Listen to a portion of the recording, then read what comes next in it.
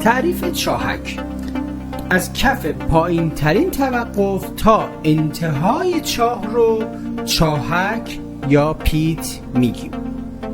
این قسمت به جز پایه های ریل ها و ضربه‌گیرها و وسایل تخلیه آب حتما باید صاف و تراز باشه. البته حواستون باشه که در مقابل نفوذ آب هم باید مقاوم باشه. اگه ما چالمون بیشتر از 2.5 متر باشه، به شرط اینکه طراحی ساختمون بهمون اجازه بده، باید یک در برای خروج یا دسترسی داشته باشیم. البته اگه نداشته باشیم میتونیم از نردبان استفاده کنیم. همچنین کف چاه باید یک استوپ قارچی، یک کلید روشنایی و یک پریز بارانی داشته باشه. شرط استوپ قارچی هم اینه که حتما هم از کف چاه و هم از درب طبقه آخر باید بهش دسترسی وجود داشته باشه. کف چاه نیاز به تلفن هم هست. توی استاندارد میگه هر جایی که نفر احتمال گیر افتادن داشته باشه و هیچ گونه تمهیدی برای رهایی وجود نداشته باشه، باید تلفن هم وجود داشته باشه.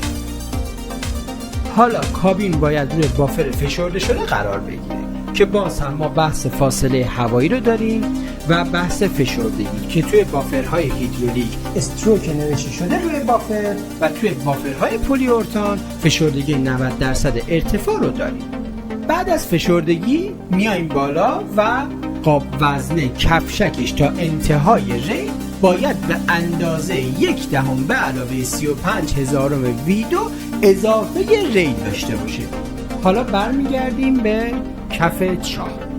باید یک سری شروط با همدیگه برقرار باشن. اولین شرطی که هستش، یک مکعب فرضی به ابعاد 50x60 در 1 متر روی یکی از وجوهش باید توی کف چاه وجود داشته باشه.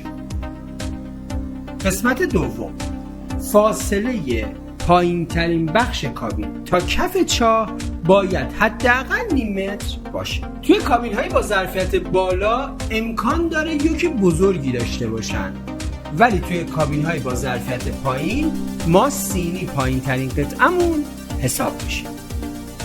اگه ما 2 شرط رو با هم رعایت بکنیم میتونیم این فاصله رو تا 10 سانتی متر کاهش بدیم.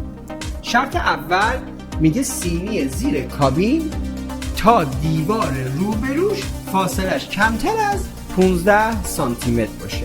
و شرط دوم، کفشک های راهنما و ترمز ایمنی با ریل های کابین بیشتر از 15 سانتی متر فاصله نداشته باشه. و آخرین شرطی که توی چاهک باید رعایت بکنیم اینه که بالاترین قطعه نصب شده تو چاهک با پایین ترین قسمت کابین باید حداقل 30 سانتی متر فاصله داشته باشه.